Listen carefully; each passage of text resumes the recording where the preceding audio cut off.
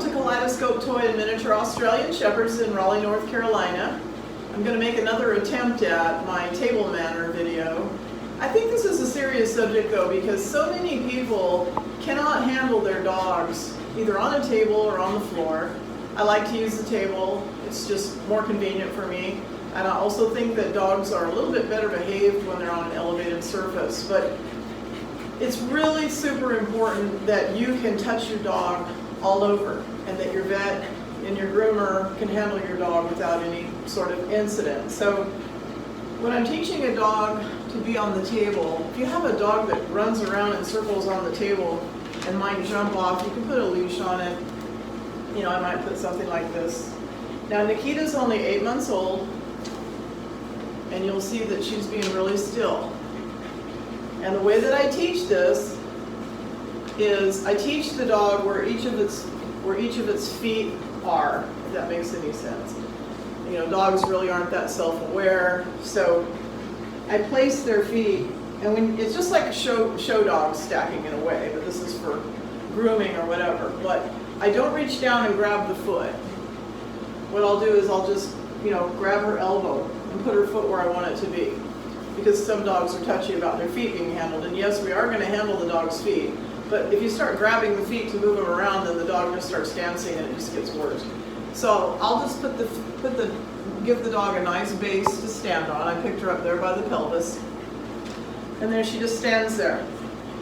Now all of my puppies, while they're here, I start doing this at about 5 weeks old, and I teach them how to be body aware and how to stand still. So if you got a puppy from me and you want to start training this, it'll probably come back to the puppy pretty fast, because I did this with the puppy when it was little. But let's say you have a dog that wants to start backing up, and it's just, you're trying to do something with it. You know, you're trying to brush its teeth. You're brushing the teeth. La la la la la la la la. Good girl. And the dog starts backing up. Well, if the dog starts backing up, then what you do is you let those back feet, whoa, fall off the table, and then you bring it back up. Okay, you just call its bluff. It's like, really, you want to back off the table and fall, and you make that little woo! So it just is, right, Tessa? All my dogs are in here. But so it makes it a little scary. It's like, no, I don't think you want to run backwards. I think you want to stand still and let me do what I want to do to you. So she's just an 8-month-old puppy, so I want to keep it kind of light. He's a good girl. She's a good baby. She's a good baby. But what I want to be able to do is I want to be able to now, if you've ever watched a dog show, this is called Stand for Exam, and the judge is looking for certain characteristics. But what we're doing is we're having this dog stand for exam for a veterinarian, right? Or you, or the groomer. So we're going to go over the dog from nose to toes, and we're going to check her nose, make sure that there's no cracks, or she's not bleeding, or she doesn't have a snotty nose. Her eyes both look nice and clear and bright. She's not squinting one or the other. There's no drainage from her eyes. Her ears are clean. They have no odor. A stinky ear usually means some sort of an ear infection or yeast infection. And then I'm just going to inspect the dog with my fingers like I did in the grooming video. I'm going to pick up each foot, but when I pick up the foot, I'm not going to grab the foot. Take the leg, and then just like you would a horse, look at the foot like that. And I'm going to do that on all fours. Now, if you have a dog that moves around a lot, I'm not going to sit here and correct this dog I'm not going to create it and correct it, because she's perfect. I mean, this is an 8-month-old puppy, and she's not going to move a foot until I put her on the floor. So, unfortunately, I don't have a dog that won't do this. But basically, you get this by every time the dog moves, you pick it back up. I'm sorry, I'm looking at Shelby. You pick the dog back up and you put it right where you wanted it. If she moved up to here, I'd say, I'm putting you back here, right? See, this dog has been taught to freeze. This dog has been taught to freeze. And I started this, as I say, at about 5 weeks old. I'm going to stop the camera, and I'm going to show you a really good method for teaching an older dog to do this. So stand by. Yes, stand by. You're a good girl.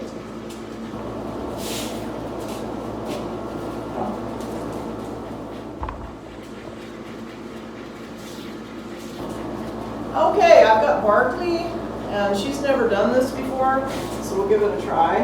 Hopefully this isn't live TV. What I'm going to do is put her feet.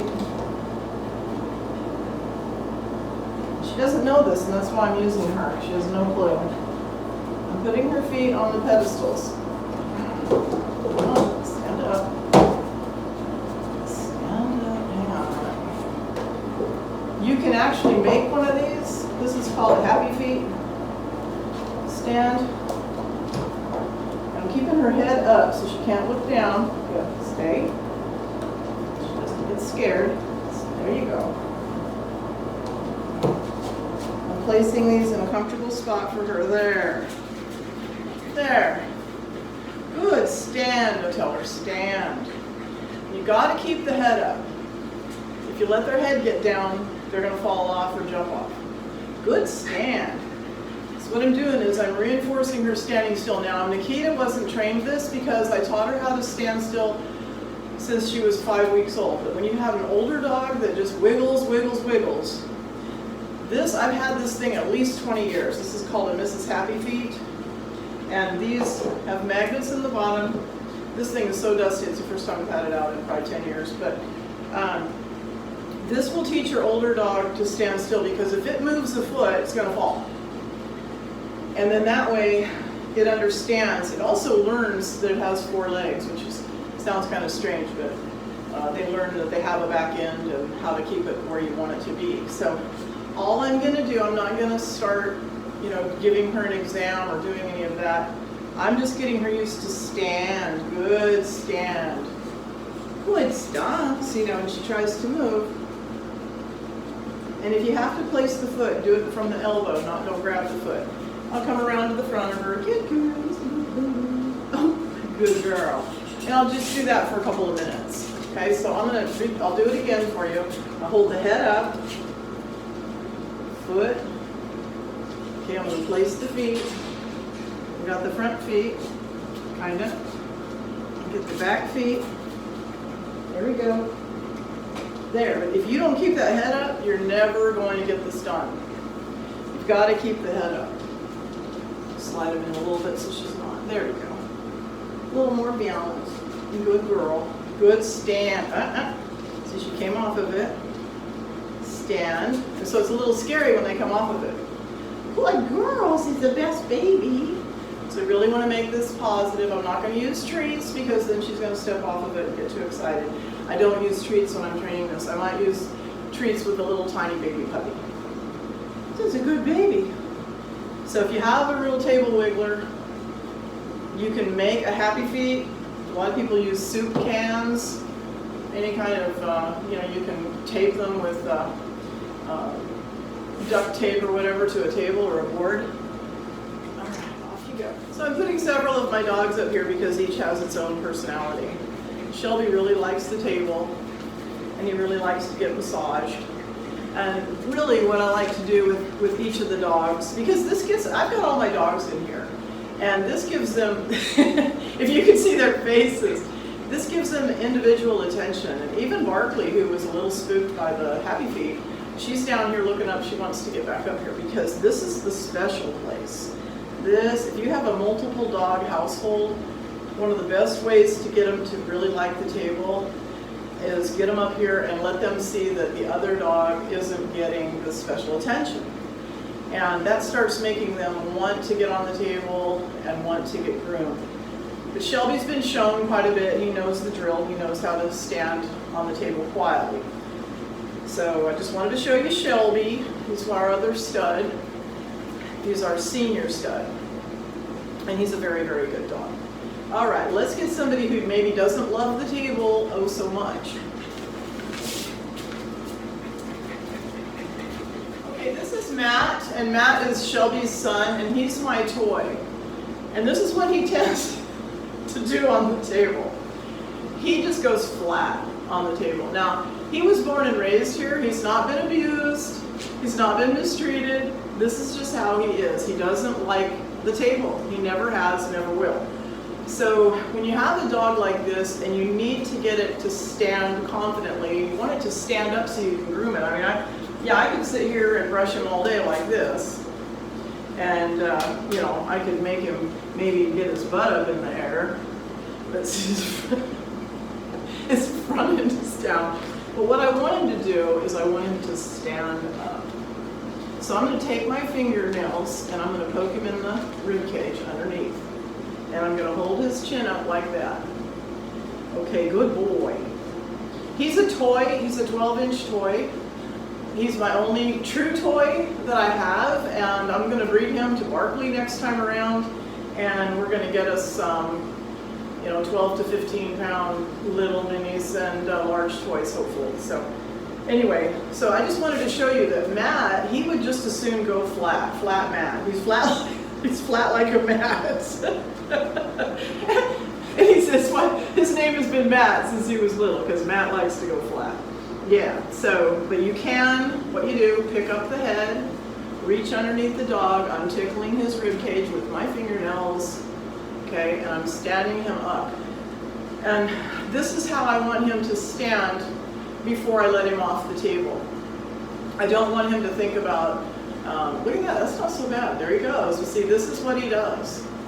He likes to be flat on the table. And he'll, I mean, you can do anything to him. You can run the clipper, you know, I can shave his butt, I can do whatever I want. But this is the position that he prefers. You know, he's not going anywhere. I can put him anywhere. He's not going anywhere, but this is his preferred position for whatever reason. And as I say, he's not been abused. He's not been mistreated. He just doesn't like elevated surfaces, and he never really has. So before now I don't want to take him and put him on the floor when he's in this state. I want him to stand confidently on the table before I let him off. So I'm going to pick up his head, I'm going to go underneath his chest, I'm going to get him back up. And now I'm not lifting him, I'm poking him. Okay, there, good. And now I'm going to scratch him and love him because he's in the position that I want. Isn't he beautiful? Absolutely beautiful. And he's very, very sweet. He just doesn't care for elevated surfaces. It's just part of who he is. But anyway, this is to show you how you can get a dog like that to stand for you. And then you can brush it or do whatever you need to do. Love it and give it a cookie. Now while he's in this, now I feel him relaxing against my hand. And that's when I'll put him on the floor. Good boy, Nate.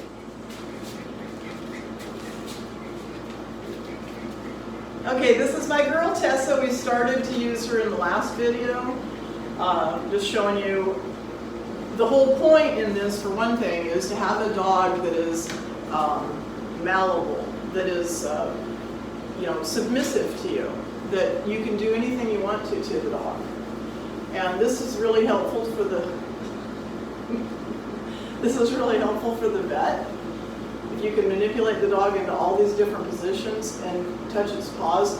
When the puppies are here, when I'm raising the puppies, I touch their paws every single day. And when you get your puppy home from me, or whoever, touch those paws every single day in a gentle way. Their paws are very sensitive, and you want to make sure they can be handled. But the whole idea is I want to be able to do anything I want to this dog and put her in any position I want her in. Trying to turn around and face me, and just have her put up with it. And a lot of this has to do with the relationship that you have with your dog. It's amazing how many people can't put a collar on their dog, can't put a harness on their dog, can't reach down and touch the back of their dog's head or neck because it's aggressive. So a lot of this is just letting them know that you're in charge, that you're not going to hurt them, you know, that you're going to give them an exam. I'm looking at her teeth, I'm looking at her gums, her eyes, her ears, her skin. I can do anything I want. If the vet needs to give her a vaccine or look her over, check out an injury. The dog is already used to being touched everywhere. Everywhere, because the thermometer has to go in this end. Okay? So, and look at that tail, isn't that pretty? But anyway, we appreciate you so much. Where's Storm? Let's get Storm up here because Tessa and Storm are expecting. Storm! Stormy! There he is. Come here. Oh. Here we go. Tessa and Storm are expecting puppies. There's Storm, the dad. turn around. She is one, I'll tell you, this dog is my Velcro dog. If you like a Velcro dog, Tessa's a Velcro dog. Okay, Tess, you can't take your eyes off me. Tessa and Storm are expecting puppies. September 21st. Storm is a black tri with 2 blue eyes. Tessa is a black tri with 2 brown eyes. And they are both in the 20, let's see, Tessa is 22 pounds last time I weighed, no, 21 pounds last time I weighed her. And Storm was 20 pounds last time I weighed him. So puppies should mature 20 to 25 pounds, let's just say, more or less. Smile for the camera, Storm. Are you gonna get down? All right, this is all we're gonna do for now. But thanks for watching. Don't forget to like, subscribe, and ring that notification bell. Show this end. This is the good end. There you go. September 21st, babies from Tessa. Yes.